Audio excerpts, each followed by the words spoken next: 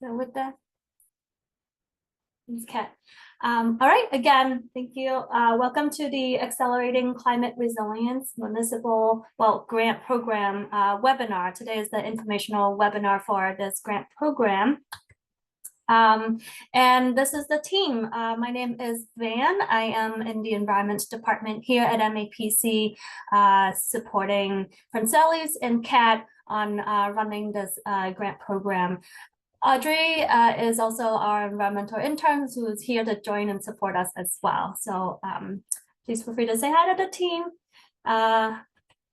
And so for today's agenda, we'll give you an overview of the grant program, talk through the program's priorities, and then we'll talk about grant types and timeline for the FY26 grant round. And then we'll pause for any logistical questions that you may have real quick. And then we'll go into the second part where we'll discuss a little bit about resources to support you with the grant applications, as well as for the project development and implementation generally as well, and some project examples. And then we'll have more opportunity for questions and answer at the end.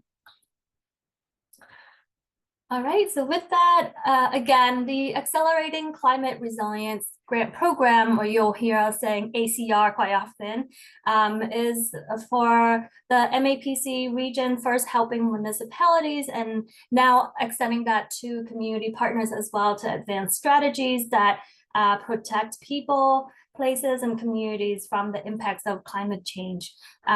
Where the purpose of this program is to support and support and assist communities with moving from planning into implementation work, how to kind of get everything all the wonderful project ideas that you've been working together and turn that into reality. And so the 9 priority areas, and this has been, over the years, we've fine-tuned, so there's always room for improvement. But we're looking for projects that advancing or supporting nature-based solutions, contributing to social resiliency or cohesion. We're exploring projects that have innovative financing or infrastructure investment models, whether it's upgrading, updating, and or enhancing municipal climate resiliency policy, projects that have synergy between mitigation and adaptation strategies, as well as capacity building through coalitions, regional coalitions, or convening, again, local food system, agricultural resilience measure, district scale climate resilience pilots, as well as any public outreach, marketing, artistic or cultural support projects that advance the knowledge and actions around the community's knowledge and actions around climate.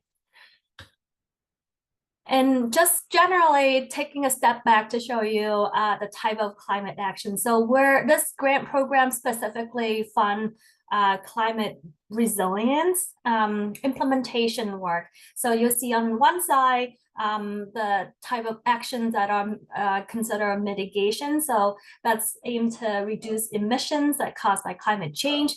And then there are adaptation projects that manage and prepare for the risk of climate change impact. So we're looking for that sweet spot of things that can be combined of both, and or at the end of the day, looking to support municipalities with preparedness so that the community members can be prepared in response to the changing climate, whether that's in water conservation, new energy resilience, energy system to enhance that energy resilience, local foods, education, outreach, in urban forestry, anything that sort of get to that nature-based solution that is one of the program priorities we mentioned earlier. Okay, and for those who have attended the webinar before or apply and actually implemented one of the ACR grants before, you're very familiar with this. We place great emphasis on centering equity in the projects that will be funding. We want to make sure that the projects will have direct benefits, outcome, impacts, positive impacts to the communities that the projects will be serving or addressing, advancing climate equity, both at regional, local and regional level, and with that require that, coordinations as needed, and social cohesion, particularly for populations or neighborhoods that are most vulnerable to climate change. Hey, Van. I think your Zoom menu box is covering the title of the slide, so you think you can move that to a different screen? I'm not sure. Okay, maybe this will help. Yes. Thank you. All right, take a pause there. So here are some of the general guiding questions that we typically ask in how we develop the scope of projects at MAPC, but also want to share with you to think about as you think about how to center equity in your project scope of work. So who has been historically impacted by the issue, the project proposal that you're hoping to implement? Who will be most impacted by the type of changes to our climate that we expected to see? How will the benefit of the project, the strategies that you're hoping to implement will be distributed? Any unintended consequences, harms anticipated? How will you address or correct that? And whose voice need more representation in decision making in this strategy, or in this case, the project? So you'll see also, and it's been really great the past few years that we've seen strong engagement, components in across the projects that we received and implement. So here are some of the tools and resources, and here are just some highlight of examples for you to take into consideration to support you with answering those questions that I posed just now. So one is the MAPC Climate Vulnerability Index for Metro Boston. So if we'll provide the links in the chat too, and you'll see it later, but here's some tool that we compiled together, mapping that you can actually go into exploring the climate hazard, the climate impacts topics, identifying for each of the communities, and then it'll provide some information around that you could use for your analysis. And then MAPC has also released a few years now, but still very relevant municipal net zero playbook. And part of that is a companion piece on framework for equity. So it really detail out the processes and recommendations for how to center equity into the strategies or the implementation projects that you're hoping to take on. And then at large, at state level, as you know, there's the Office of Environmental Justice and Equity. And so they have also a lot of great mapping and engagement resources to support you with doing that environmental justice analysis and understanding in your community specifically, as well as trends that you'll see across the state.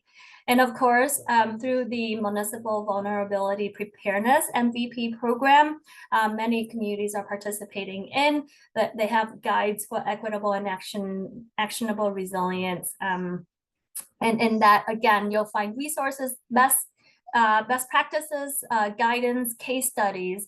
So I suggest checking out that resource page for sure for project ideas, as well as processes and just sort of similar examples of how to implement a project in an equitable way. Yeah. So with that, just want to share a screenshot here of the links, the resource that I just mentioned, as well as the links, and my team will drop that into the chat as well. And one other component of the ACR Grant Program is that grantees will get to be part of the resilience community of practice. This is something that we've been really excited to work with past grantees and current grantees as well. We designed together, put together workshops and site visits, providing sort of news and updates at local and state levels, anything related to climate resilience that may be relevant to the projects that that are being funded, as well as just anything that in the pipeline. And really, this serve as a peer-to-peer networking platform where the grantees can really have an opportunity to connect with one another, sharing challenges, wins, successes, and just providing each other with tips and tricks, and advice.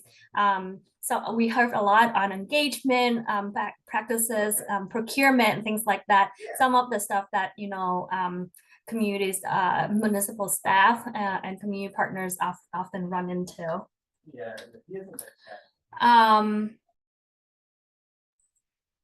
So one last piece, this is open to the public, is the Accelerating Climate Resilience Speaker Series. And so this is some, a speaker series, so a webinar series that we often host, and we would invite speakers from across the country, sometime globally too. We did have a really great speaker from Australia. Figuring out the time zone was a little challenging, but we made it work. And we're just addressing various topics, as you can see here: extreme heat, how is climate related to housing issues, etc. How to communicate about climate in this day and age, in this landscape. And then I'm thinking about, for another example, is working with youth and all the great work that they're doing that we can learn from as well.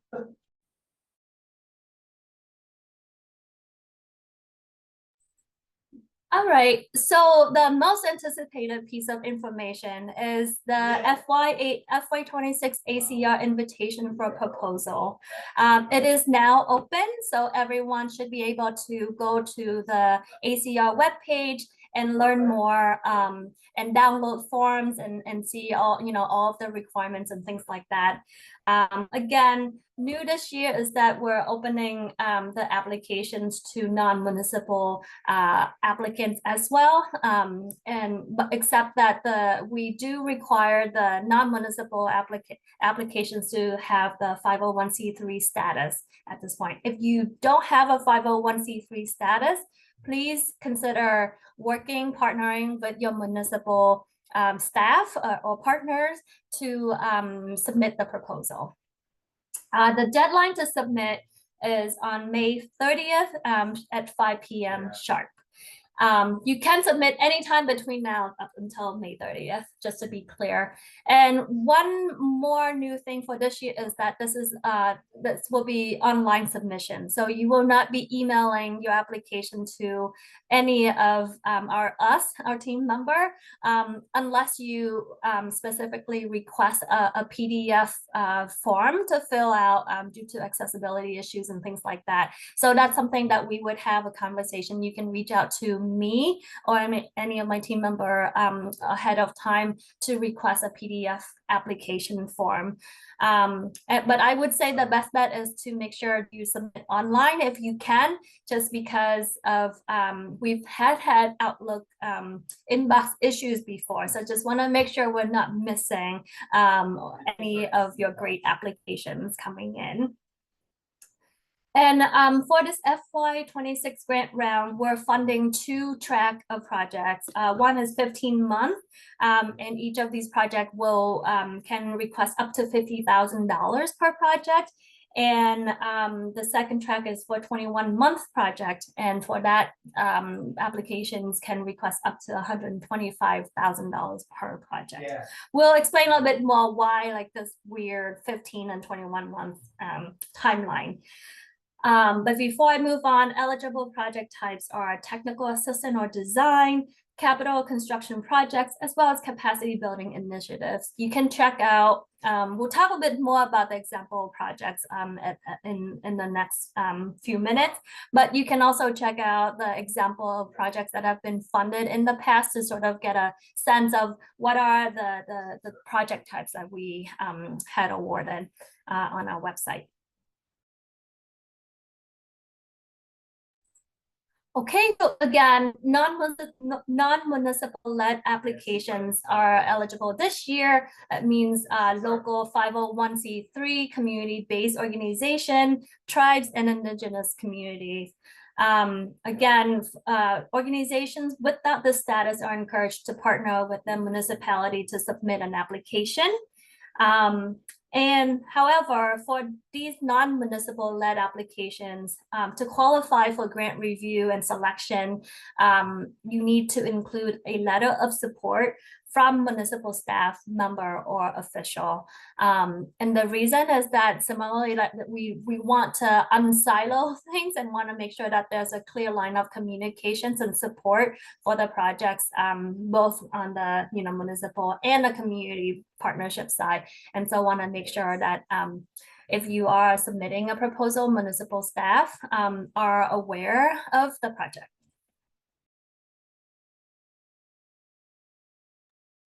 All right, and I think this is the last slide for now, but here's the grant timeline. So we did have a great period of expression of interest. We received and scheduled nearly 40 meetings just over the course of 2 weeks, and had written responses to more than a handful of 10 or 12.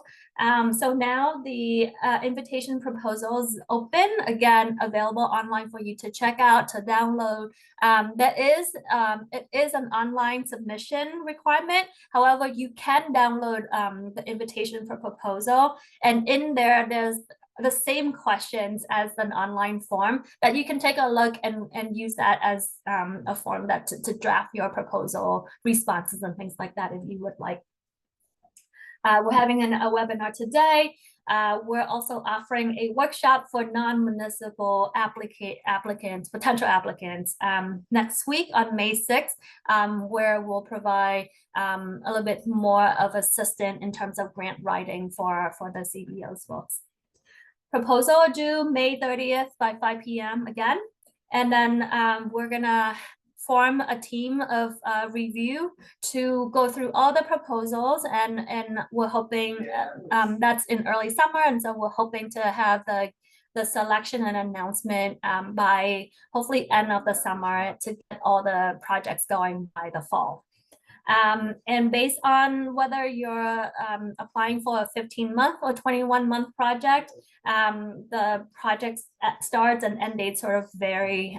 Whether all will hopefully start by August of this year, and sometimes either November 2026 or the following year, June 2027.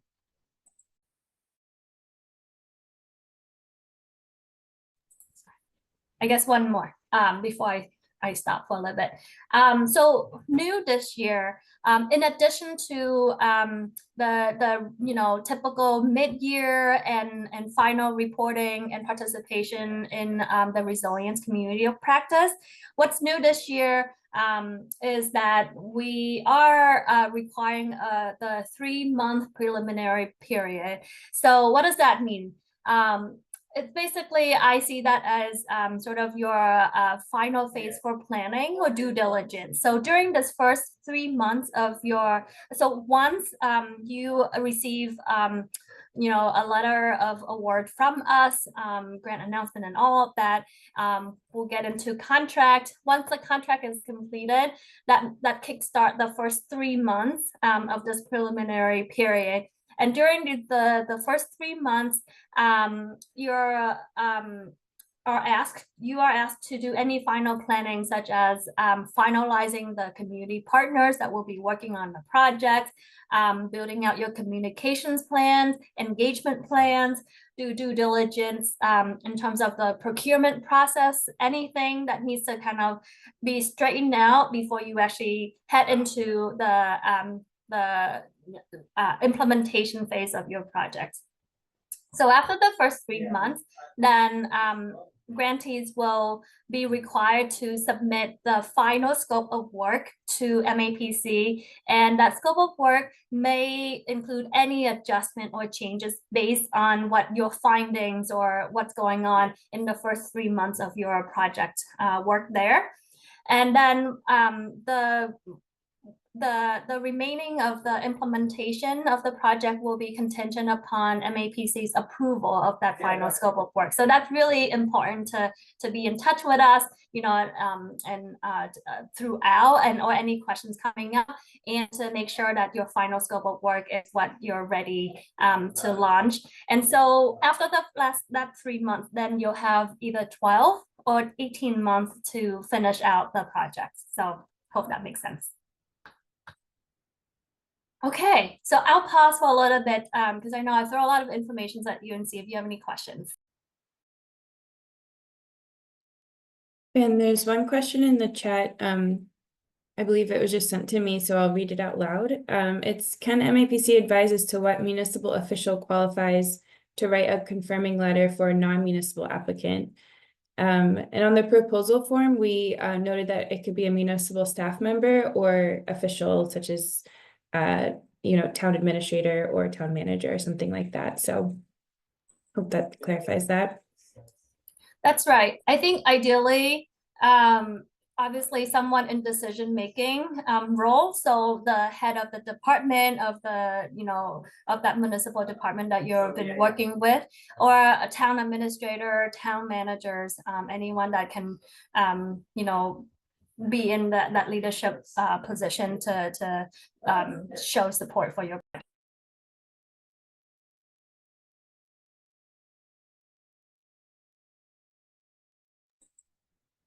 Any other questions? Yes, Anna. Hi, I'm Anna. I direct the Alston Brighton Health Collaborative in Boston. A couple questions. I'm wondering if you could speak more to what a capacity building project would look like. What are how would you all define that? Making sure that that definition is in alignment. And then for the support, like as a non-municipal agency entity, and looking for support from City of Boston, I'm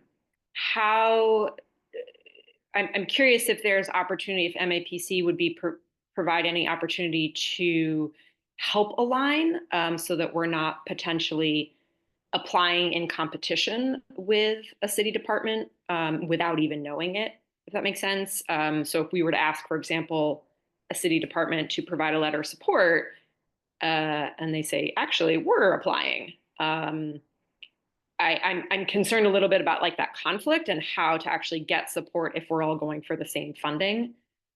So would there be opportunity to find alignment and find partnership? Okay, I'm gonna try to answer all of your questions, but please repeat any piece that I'm missing. The first is defining capacity building. So for us, that's and I'll talk to more of the examples. For example, hosting, training, workshop, anything that has that educational engagement components to support, whether it's community members or neighborhood groups, or, particular those that are in the priority populations or environmental justice communities, right? To have better understanding of climate issues, the climate change impacts, and then kind of also thinking about how can they be part of the solutions, involvement in terms of taking actions around that, right? So that's sort of that capacity building. In the past, we have also supported projects that build coalitions, regional convening of groups. I'm sorry if there's background noise, hopefully not. Convening of groups so that folks can kind of collaborate, talk about, again, the climate issues that they're facing, their communities are facing, so that hopefully get to your understanding of capacity building as well. And then the second piece regarding alignment or like getting a letter of support. So that's exactly it. So the idea is that we want to make sure that you are in conversation with the municipalities that that the project will be in, so that both sides knows what's going on and say. So I would say to clarify, first of all, if all application will be in the same but will be evaluated by the same ACR team, review team. However, there's the municipal track and then there's the non-municipal track, so that we're not going to have municipal applications be pitched against a non-municipal proposal in that sense. However, if the municipality submit a proposal that is similar to the community groups that is submitting, we would love to have seen some sort of collaboration, and maybe you partner up to submit one versus having two similar proposal ideas going on. So that's the whole intention behind sort of like making sure and communicate to each other.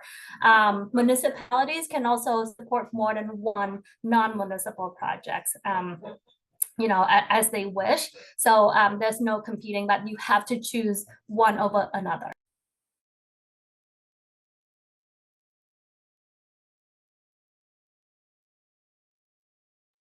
I hope that addressed everything. If I miss anything. No, that's great. Thank you. I have more questions, but I'll get back in line.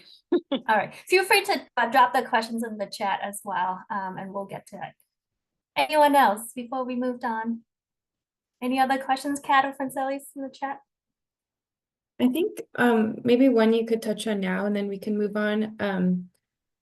Can any implementation happen during the preliminary period? An implementation? Yeah, I assume this answer might be a little bit dependent on your project, Susan. Implementation can be programming and education, or it can be, more capital projects. So I think that kind of preliminary period is focused on teeing up the implementation, but I think a lot of the engagement that you're doing during that period can also, if your project is more capacity building, that contributes to that as well. So I think there's a little bit of flexibility there. I think just be really clear about what that preliminary period will do to enhance the partnerships of your project and to make sure that the next kind of longer piece of your project timeline, that 12 or 18 months, is more set up because you did this 3-month period of, whatever research or community engagement you needed to do. So hope that was helpful. We'll work on answering more in the chat, Van, if you want to move on. Great. I'll take one last question from Tina. With your hands. Thank you so much. Does the proposal form have a save so that you can work on it and save it, work on it and save it? No, unfortunately, do you mean the online form? So Yeah. That's why no, you can't. Unfortunately, we're not high tech. So you can't work on it and save. And close out and come back to it, and it won't be there. And so I would suggest downloading the invitation proposal, and in there should be I think it's Appendix A that has the same exact questionnaires as the online form, where you can draft your questions, and then you can just copy and paste into the online form when you submit. Okay, perfect. And then it said that this grant was a reimbursement. What does that mean? Yes, thank you for bringing that up. This grant as a reimbursement is in that grantees as selected will require to provide invoices and reimbursement request with a proof of payment. So once we see that you have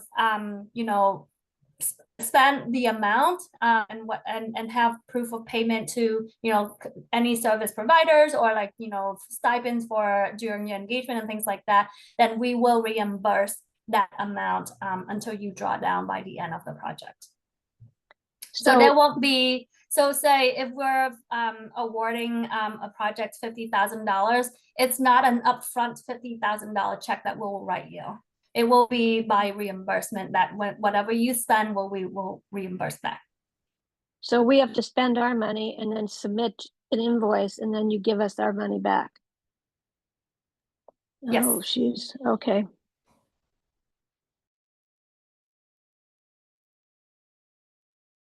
Great. I will move on. So I mentioned a little bit about the review ACR review team. Sorry. So how are we selecting, evaluate and select project proposal? And so here's just a quick snapshot of some of the evaluation criteria that we will use as guideline, along with the ACR review team to determine and select the projects for the grant. So again, targeting at least one or more of the 9 ACR program priorities that I shared earlier, making sure that the project proposal identify specific climate risk and how the project will strengthen resilience accordingly, demonstrating feasibility through achievable scope of work and timeline, project team capacity, and realistic budget.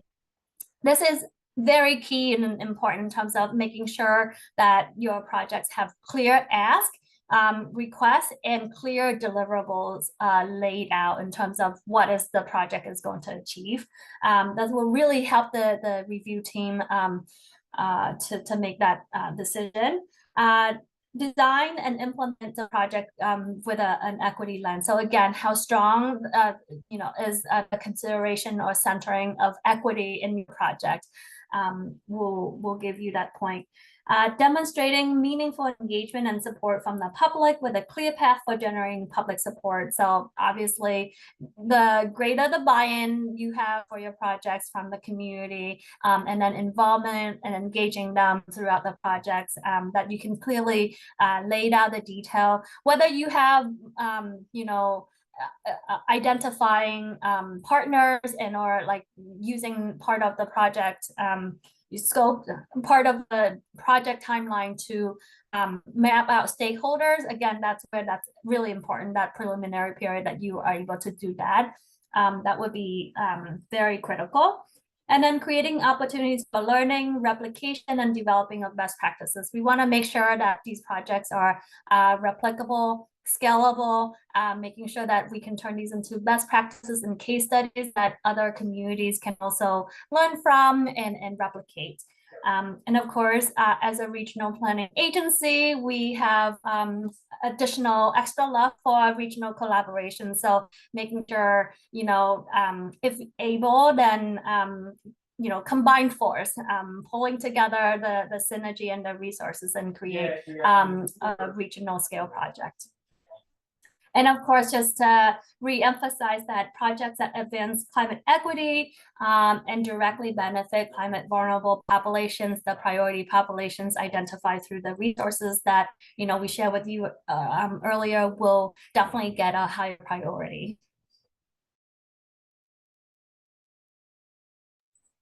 Okay, so here are some of the project ideas that we have funded previously, something just for you to think about as well. Again, you can go onto our ACR website, project webpage that will list some of the case studies as well as all of the projects that we have funded to date in the last few rounds. So again, one is improvements to social resiliency or cohesion. One of the projects that we recently funded is to the town of Brookline to establish a Tech Buddies programs. And so this is working directly with senior residents in public housing in some of the area in Boston, in Brookline, I'm sorry, to provide them with sort of training as well as devices that will help them stay in connection with the municipality during emergency events, so that they know how to use the devices. They also know where and how to get information to support them, during the event of emergency, extreme weather events and things like that, snowstorms. Another project is the Resilient Medford Resilient Hub. So this was the planning project where we support the city of Medford with Department of Public Health actually to engage the community members in thinking about developing resilient hubs in their community. I believe in this project they were able to also build relationships and recruit some key community liaisons that to support with the messaging outreach component of the project, and they later stay on to for other efforts as well, or became key community members for the city. Another project example of themes is on capacity building through coalitions or convenings. One of the recent one is the Suasco Climate Resilience Coalition. So it's out here in the Metro West area, working with the Orisa Watershed Association. This one was actually came together and led by the town of Stowe at the time to convene fellow municipal staff together to talk about what are some of the climate priorities, climate resilience priorities, needs, and identifying projects to move forward collectively. Again, we talked about exploring synergy between climate adaptation and mitigations. One of the example is in the city of Chelsea, where they have looked into installing or building community microgrid, something not mentioned here too, but also green roofs, working with some of the nonprofits in the local areas to identify areas that are facing extreme heat burdens and things like that, and looking into kind of applying clean energy resources, as well as providing cooling solutions for the community. Local food system and community agricultural resilience measures are some of the emerging topics that we're seeing as well. One is the Boston Food Forest Coalition was one of our grantees a couple of years ago, where they worked with an environmental justice neighborhood in Boston. I'm blanking out on where it was, but they basically turn or support the neighborhood with turning a vacant lot into kind of building native plants, kind of reteaching about planting, making use of the space as sort of the go-to public community space where people can meet and chat together, but also learn about the climate of the impact of climate change, and how to think that through kind of the replanting and reintroducing native plants to the area. And lastly, getting back to Anna's questions earlier about capacity building and things like that. So through outreach, marketing, arts, cultural, related projects to advance that knowledge and actions in the community. One of the latest project that was funded was in the city of Cambridge, where they look at different locations that are most vulnerable to extreme heat, the communities that are most vulnerable, and worked with some artists and the communities to kind of design and come up with shade structure that also serve as the community space, go-to community space as well. So definitely check out the list of grant funded, previously funded grant projects that we had on our webpage. And of course, look at in the invitation for proposal in Appendix C, we try to include some of the potential project examples as well, so for you to have some of the ideas. Okay, and then lastly, before we open it up for more questions and discussions, just some quick proposal tips and recommendation. Again, regional collaborations, pulling partners together, pulling municipalities together and come up with something at a larger scale to pilot. Definitely prioritize equity or projects that have that equity component. Connecting the projects with your municipal planning efforts, make sure to, and this is why it's also important to have that conversation with your municipal staff. If you're a CBO, potential CBO applicant, is to think about, what are some of the efforts that is ongoing or in the pipeline. How can you partner or streamline that, and share that synergies to come up with these project project ideas. This is an implementation grant, so we love to see a lot of those planning efforts going into implementation. Project readiness and capacity are important. So think about your partners, think about your staff capacity, be very clear and realistic again of the timeline of the grant, and what can you do within that time frame.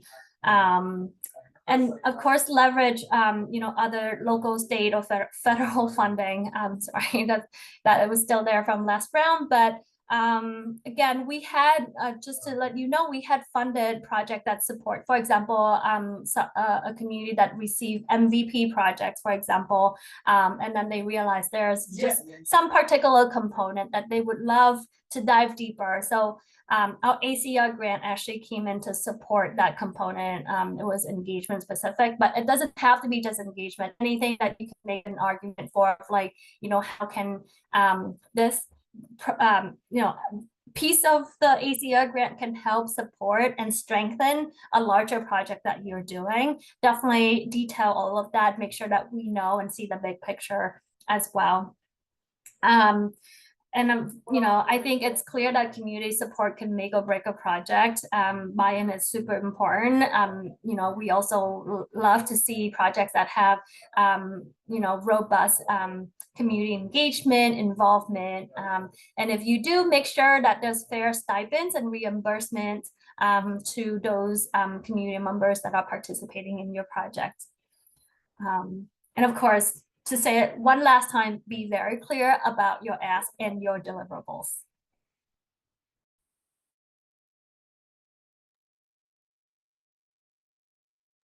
Okay, so I will open this up now. Kat and Francelis can help me view some of the questions, and we can discuss together. Go ahead, Nathan. Do you have a question? Yes, thank you. So yeah, my question is about the budget. I do see that you have template budgets for MAPC grants, but I couldn't tell. I have not applied for an MAPC budget before, or a project before. Do you have should we follow the budget, the general template? Do you have a particular way in which you want the budget presented? Can you just help with how to best present the budget in a way that meets your expectations or what your grant requirements? Sure. We posted a budget example, which you can download on the website. We don't have a specific budget we're requiring everyone to follow. That template or that example we shared was an example of one that, like Van has been saying, showed a lot of detail, broke the tasks out by amounts. And so if you're not really sure where to start, we recommend using that example and going from there.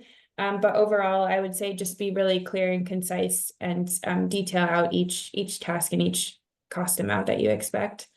And then also you might note in one of the examples that it kind of showed if the project budget was more than the request, it showed that as well, so we can get a full picture. If there are other funding sources, those are listed as well. Okay. If that was helpful. Thank you. And just to follow up, so, and will the team be available for questions in the, leading between now and May 30th in terms of clarifications about things? We can answer clarification questions about this process. We can't discuss any project ideas. If you do think of any more clarifying questions, this would be the best place to ask. But you are welcome to ask those up until the deadline. Okay, thank you. I'll take a question from Palma, and then I'm going to go through some questions that were submitted on the registration page as well as in the chat that we haven't gotten to. So Palma, if you want to. Yeah, just a clarification on the kinds of things. So if you're working with heat islands that you're trying to reforest for seniors, but you need a really detailed design from a landscape designer as part of the implementation process, right? You don't know what to order and all that until you get that kind of plan. Is that a legitimate kind of thing to be putting in a grant for both the design process as well as the planting of the trees? Yes, but I think that the grant amount would not cover all of those things, which would definitely include engagement beforehand to figure out, where the heat islands are, et cetera, and then the designing of where to plant the trees, and then the buying trees and actually planting them. So I would suggest doing it in phases and breaking things out a little bit. Van, is there anything you want to add to that? Yeah, I agree. Again, just be realistic about the phases of the projects, the sequences of it, and the timeline. So you can ask for all of it, but then if you ask for 50,000 or even 125,000, we're gonna look at that detailed budget, ask in detailed budgets, and some of the questions may raise in terms of like, is this realistic? In terms of being able to cover and help you complete the task efficiently. So. Yeah, I mean, we know where the heat islands are. It's more, we don't know how to address them effectively yet. So dividing it up into design and then maybe coming back for another grant on implementation, does that kind of thing work, or do you want to see the whole project? So the idea is that you should be very clear in terms of what you're asking as a request through the ACR grant, but we would love to see how is the ask fitting into the larger effort that you're thinking about as well, just so we can see the big picture as well. Okay, thank you. Great. I'm going to go through some questions that were submitted through the registration forms. And some of these might have been answered through the presentation, so I'll note that as well. The first one is for priority number 9, innovative public engagement. What types of partnerships are you looking to fund? I'd say partnerships, of any kind with the municipality, between community-based organizations, with resident groups, with, organizations that don't have the fiscal requirements to be a lead applicant on these applications. So really any types of partnerships we're looking for. The next question are universities eligible to apply in partnership with community-based organizations? I would say yes. If the community-based organization does not have the capacity to apply, I would note that. I would kind of talk about the work that the community-based organization will be doing. Van, did you want to add anything to that? Yeah, I think yes, you can be a partner. We would encourage the community organizations to apply if they are 501c3 status.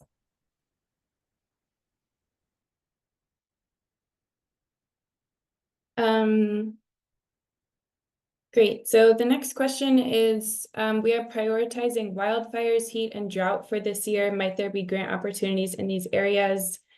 I think as we went through the program priorities, it was, pretty clear there's a lot of resilience efforts that we need to address those climate hazards. So that absolutely, that type of work would be appropriate for this grant program. Do you offer grants to Council on Aging facilities?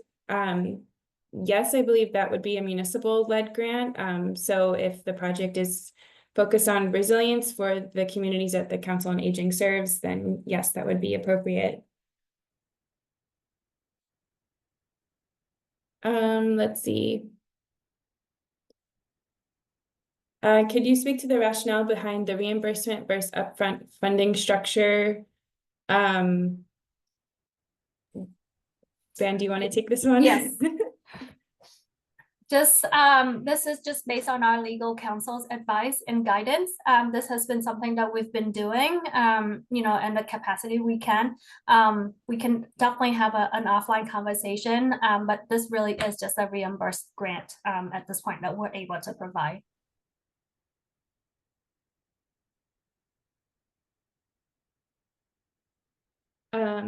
Great.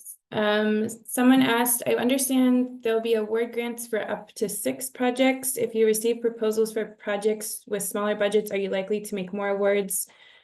I'm not sure if we ever said that we will only grant up to 6 projects, but if you're asking about smaller award projects or partial funding, that is definitely a possibility. And so that's where your really detailed budget and scope comes into play. So yes, partial funding is possible.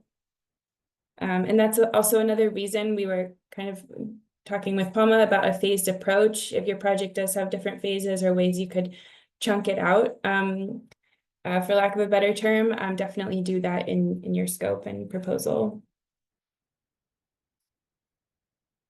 Okay, next question is, you mentioned regional coalition building is supported through this grant. Can organizations participating in coalition building be outside of Massachusetts, for instance, Vermont or Rhode Island, as well as Massachusetts? I believe that's okay. Ben, do you have anything to add to that? If the coalition building and supported through this grant, can organizations participating in coalition building be outside of Massachusetts, for instance, Vermont? So like a New England coalition. Yes, but it needs to be for a coalition within the MAPC region.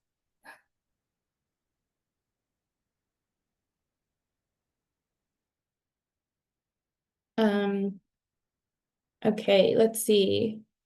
I'm not seeing any other questions that I didn't get to yet. Francelis, Audrey, Van, did I miss anything? Does anyone else have any questions that we didn't get to?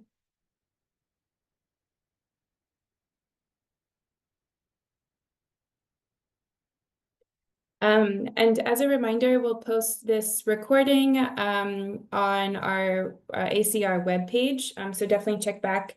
We'll need a few days to get it posted.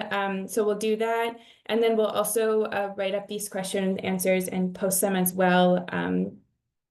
And so yeah, that will hopefully provide more resources for those who weren't able to make it, or just as a refresher. Anna, did you have another question? Yeah, I might have missed this.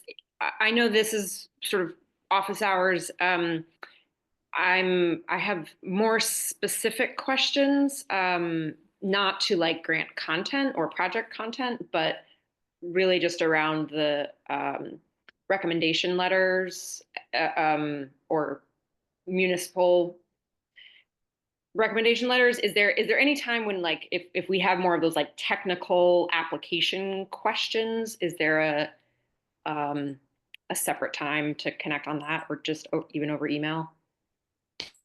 Yeah, you can email us, and we'll also try and include those. If you do it soon, we'll try and include those in the question answers that we post as well.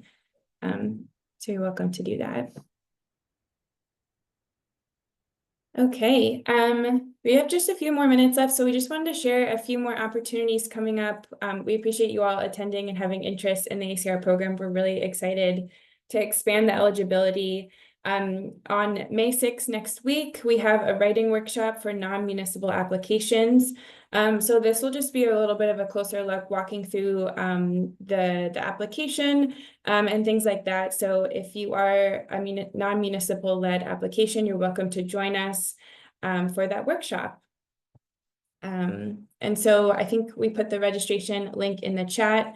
And then 2 opportunities that we wanted to share.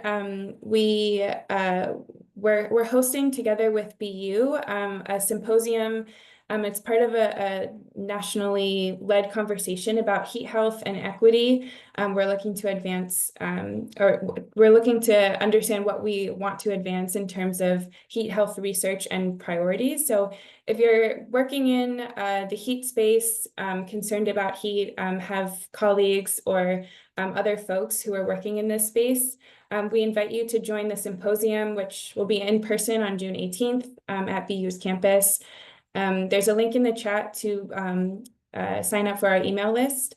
And then also at that same link, you can register for a few town halls, which we're hosting before the symposium to kind of determine what the agenda and the direction of the symposium actually should be. So we really need your input to do that, and we would love to hear from some of you folks. So please follow that link, and if you're interested, we'd love to have you. And then the next resource we wanted to kind of preview, which is one of the first times we're doing this. We've been working very hard behind the scenes together with the state and other RPAs like PVPC to develop a statewide climate resilience playbook. So obviously that's really relevant to a lot of the projects that you all are working on, and we're excited to have this resource for municipalities, community partners, and anyone really working on resilience work. So this playbook is, an exciting resource, and we're so excited to share it about, later this spring. So if you want to stay up to date, I'm sure the same kind of channels you heard about this webinar in the ACR program, you'll hear about this when it's released. But definitely check out the website as well for more updates. That's all we have today. I'll give it over to Van to close us out. Great. Thank you so much, Kat, for sharing. And thank you everyone for attending. Really looking forward to see all the project ideas that will coming through the online submission form. Again, please feel free to email us with technical questions between now and May 30th. Deadline again for applications is May 30th. And again, if you are a non-municipal entity, we invite you to register and attend the grant writing workshop next week if you're able and are interested. We will walk through a little bit more in terms of the application. All right, with that, have a great afternoon. Thank you again, and talk to you soon. Thank you. Bye.